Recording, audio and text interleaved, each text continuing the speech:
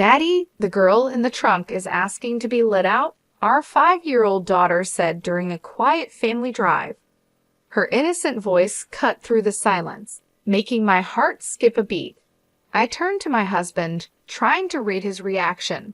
His face, which had been calm a moment ago, turned pale. I couldn't tell if he was trying to play dumb or was genuinely frightened by her words. He glanced back at our daughter through the rearview mirror, his eyes wide with fear. "That's a scary thing to say," he muttered, trying to dismiss it. "You shouldn't tell such lies." I glared at him from the passenger seat, feeling a knot of suspicion tightening in my chest. "Maybe we should pull over at the rest area," I suggested, my voice sharper than I intended. It had been 6 years since we got married. I had always been supportive of my husband, even though his job kept him busy. I had been the one holding things together at home, managing everything while he focused on his career. But now, with our daughter's strange words hanging in the air, I felt a chill of uncertainty. Was something dark about to be revealed? "My name is Lisa Jackson. I married my husband, James, when I was 30 years old. He is 5 years older than me, and our relationship had always seemed solid. The year after we got married, our daughter Julia was born, bringing so much joy into our lives. She's been growing up healthy and lively, and just recently turned 5. Our family had been living busy but happy days, filled with love and laughter. "How about going to the zoo next Friday?" James suggested, trying to change the mood. "Yay! I want to see the giraffes." Julia squealed with excitement, her earlier comment seemingly forgotten. I couldn't help but smile at their cheerful conversation, feeling a bit of the tension ease away. James had always been a kind and loving husband. Since we started dating, he was attentive and caring, and that didn't change after we got married and had Julia. On his days off, he would eagerly join in on family activities, playing with Julia and making her laugh. He was the perfect father, always there for us. I often thought about how lucky I was to have married him. Watching James and Julia together brought me a deep sense of happiness.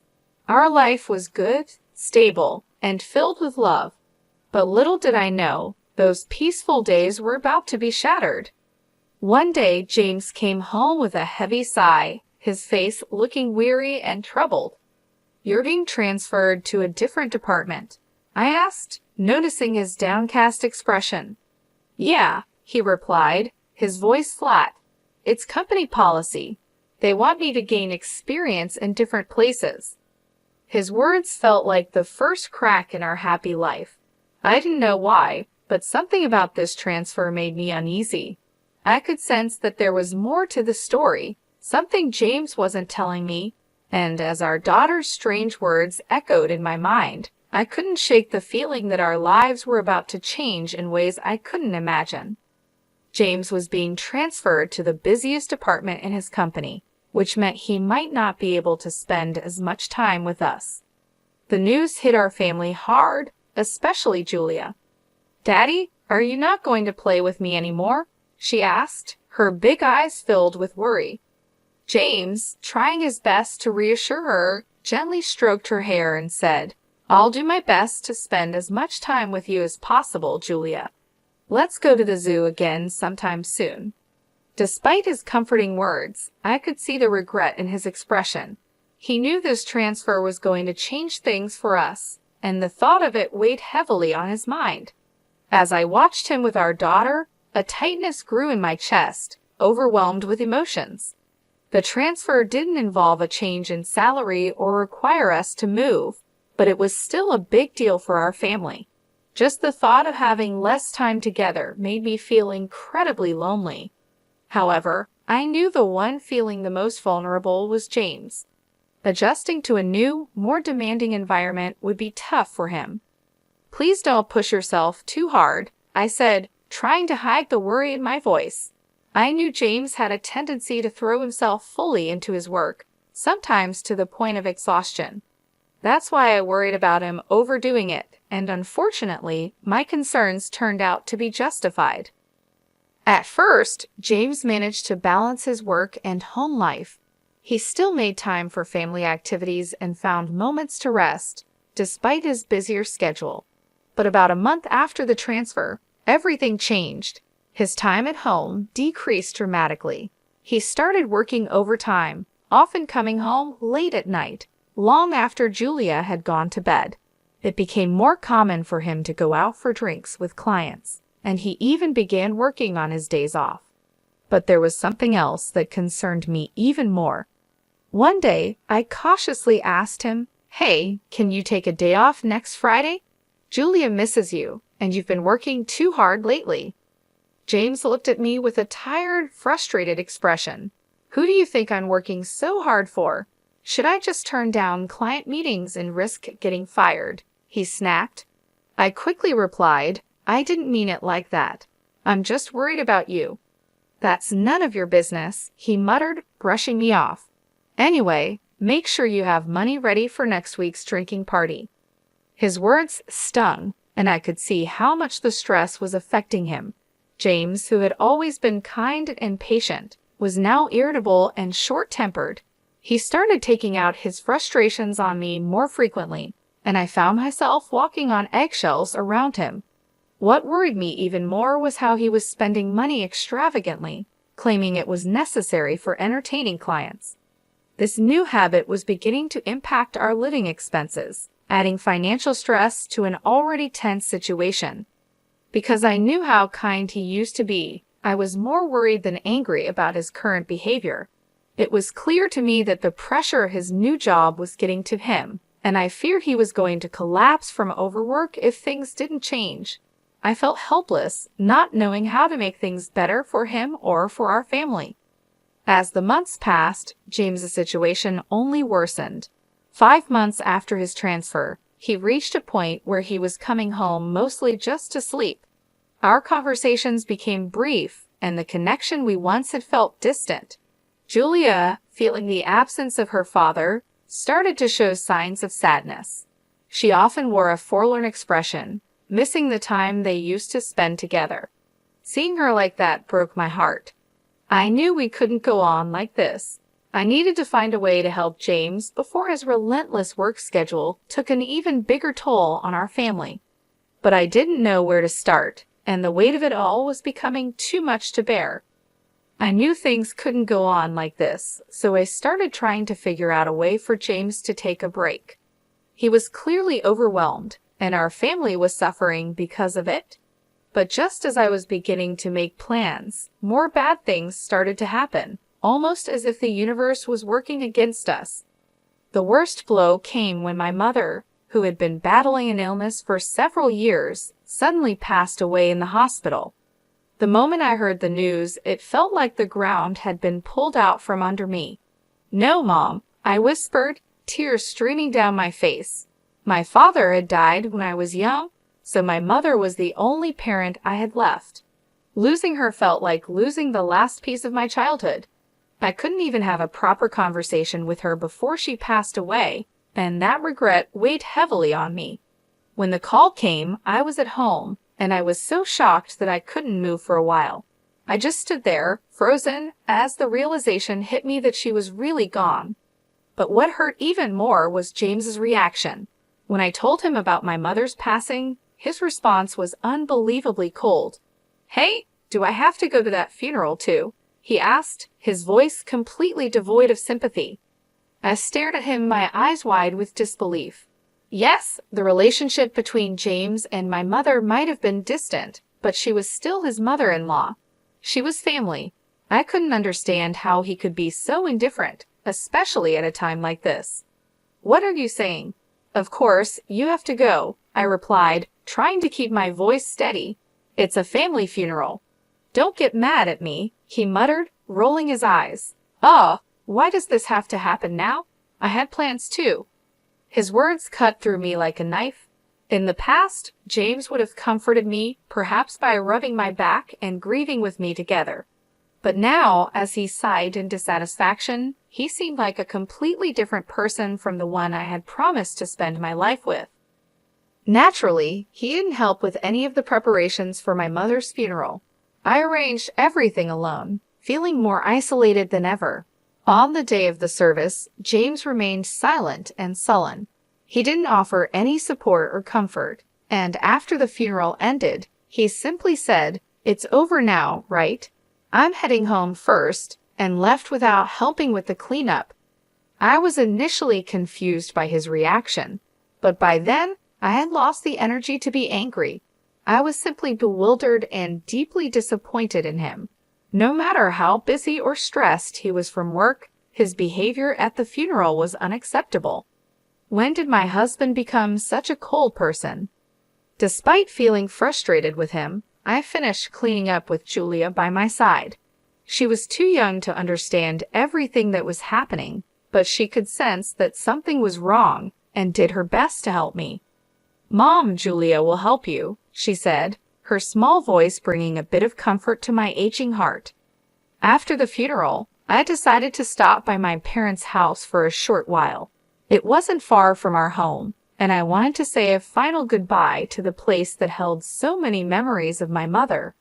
Although it was a sad visit, I felt it was something I needed to do for my own peace of mind.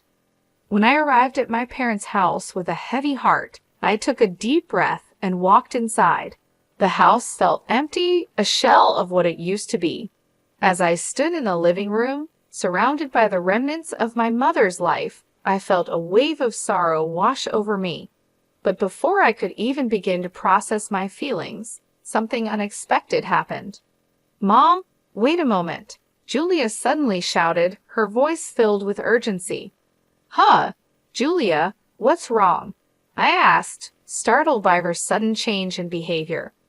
As soon as we arrived at my parents' house, Julia's expression had shifted dramatically. Without another word, she dashed straight into the back room, leaving me standing there, puzzled and concerned. I quickly followed her, my heart pounding with a mix of anxiety and confusion, wondering what could have caused her to react like this. I had taken Julia to visit my mother's place several times before, but I had never seen her act like this. Curious and concerned, I hurried to follow her as she moved with a sense of purpose. Julia stopped in front of the dresser, her small hands reaching for the second drawer from the bottom. It was as if something was drawing her to it. "Mom, Grandma wants you to have this," she said, holding up an old hand mirror. The sight of the mirror took my breath away. It was an item that had always been precious to my mother. She cherished it so much that she rarely used it, and I didn't even know where she kept it. I stood there, stunned, as I realized that Julia had somehow found this hidden treasure. "How did you know it was here? And what do you mean, Grandma wanted me to have it?" I asked, my voice tinged with disbelief. "When Grandma was sleeping earlier, she told me that you were sad and asked me to give this to you," Julia answered innocently, her eyes wide with sincerity. I couldn't hide my surprise. Her words sent a chill down my spine. There was no way Julia could have known about the existence of this hand mirror, let alone where it was kept. Yet here she was, holding it out to me with a calm certainty that was both unsettling and awe-inspiring. Wanting to understand what was happening, I decided to ask her some questions. I asked about things she couldn't possibly know, tomorrow's dinner menu, what I was thinking about, and even thoughts I had during the funeral. To my astonishment, Julia answered each question correctly, as if she had read my mind. It became clear to me that my daughter had a mysterious ability to know what people were thinking. I was both amazed and bewildered. "Wow, that's amazing, Julia. You know everything," I said, stroking her head gently, still trying to wrap my mind around this revelation. I had always thought that the idea of mysterious abilities was just something from stories, never imagining that my own daughter might possess such a power. Julia, proud of her newfound ability, put her hand on her hip and gave me a confident look. "That's right. Julia knows about Dad, too." "What do you mean?" I asked, my heart skipping a beat. What she told me next was incredibly unbelievable and unforgivable. Julia revealed things about James that shook me to my core. I listened in stunned silence as she spoke, realizing that the man I had married was not who I thought he was. A few weeks after my mother's funeral, I decided it was time to confront James. On a morning when he was getting ready to leave for work, I casually mentioned, "By the way, I'm visiting my friend with Julia next Friday." James, who had been focused on getting out the door, suddenly stopped in his tracks. He frowned, looking genuinely troubled. "Really? Oh no, I'm off that day. That's too bad," he said, his voice filled with artificial concern. I could sense the insincerity in his tone. It was clear to me now that he was hiding something. I let out a small, knowing smile, careful not to reveal my true feelings. Now that I knew the truth, there was no love left for James inside me. That Friday, I left home with Julia as planned. We spent about an hour away, giving me time to gather my thoughts and prepare for what I needed to do. When we returned home, Julia pointed towards the garage and said, "Dad's over there." I took a deep breath and walked towards the garage, where the shutter was still down. My heart was pounding, but I knew what had to be done. I lightly knocked on the shutter and called out, "James, I know you're in there. Open it." There was a moment of silence, then a hesitant voice replied, "Huh, Lisa? I thought you and Julia had plans," James said, his voice filled with surprise. "It's canceled," I replied calmly. "If you're going somewhere, we want to come with you." He sounded flustered and hesitant, clearly not expecting this. "Oh, okay," he stammered, reluctant to open the garage shutter. I had a pretty good idea of what was going on inside, but decided to stay quiet and observe. "Julia wants to go for a drive too," I added, hearing the hope in her voice. Unable to resist, James had no choice but to agree. A few minutes later, he reluctantly opened the garage, and we started our drive together. Sitting in the passenger seat, I looked at James as he drove. His profile was tense, and it solidified my final decision. Life with James had been enjoyable and happy, but I knew those days would never come back. "Hey, did you know Julia has a special power?" I finally brought it up as we merged onto the highway. James furrowed his brows, confused by my sudden confession. "Huh, what's that supposed to mean?" "That's a silly joke," he laughed dismissively. "Daddy, the girl in the trunk is asking you to let her out." Julia suddenly raised her voice from the back seat. I watched as James's face turned pale. He glanced at our daughter through the rearview mirror with a frightened expression. "What a scary thing to say. You shouldn't tell such lies," he said nervously. "But it's true," Julia insisted. "Then should we pull over at the rest area?" I suggested, trying to support Julia's claim. James immediately looked at me, startled. "Huh, we don't need to do that. It's just a kid's joke," he said, trying to brush it off. "Julia has a mysterious power, you know. Besides, it's hot today, and it could be dangerous if someone's really in there." He must have thought my suggestion made sense. After flinching and stiffening, he reluctantly headed towards the rest area with a contorted expression on his face. Upon arrival, we left Julia in the air-conditioned car and went outside to check the trunk. "I don't think there's anything in there. Come on, quickly," I urged to James, who was hesitating. Realizing he couldn't escape anymore, James nervously opened the trunk, breaking into a cold sweat. In the next moment, a young woman jumped out, her face flushed red from the heat. "I knew you were cheating," I shouted, my suspicions confirmed. The young woman, looking embarrassed and uncomfortable, stood there while James shook his head nervously. "No, it's not like that. She is a colleague from work. We were just working together," he stammered, trying to explain. "Wow, working in the trunk of our car?" I retorted sarcastically. "At the new apartment you're doing a job?" James's excuses were pathetic and unbelievable. It turned out that while Julia and I were out, James had been cheating with this woman at home. They were about to go for a drive when we returned unexpectedly, so he had no choice but to hide her in the trunk. As the woman was taken away, James seemed unable to grasp the situation fully. He kept trying to come up with more excuses, but I wasn't listening anymore. I knew our marriage was over. The trust and love we once had were gone, replaced by betrayal and lies. I looked at Julia, who was watching everything quietly from the car. I knew I had to be strong for her, to move on and build a new life without James. I laughed at how ridiculous James's lie was, standing my ground as I pulled out a piece of paper from my bag. "And what is this?" I asked, showing him the paper. It read, "Let's go on a drive date on Friday." James and the woman, Janice, turned pale when they saw it. It was no surprise they could see their flirty email exchanges printed right there. Thanks to Julia, I had found out everything. On the day of my mother's funeral at my parents' house, my daughter had told me, "Daddy has been spending a lot of time with Janice lately. I'm sad because Janice is taking Daddy away from me." After witnessing Julia's strange ability to know things, I became suspicious and decided to keep an eye on James. Sure enough, I found undeniable proof of his affair on his phone, so I had made up the fake plan to catch him in the act. "It's a shame this drive turned out this way," I said sarcastically. "It's unfair to look through my phone without permission." James protested, his body tense as he reacted to my words. His absurd remark made me burst into laughter.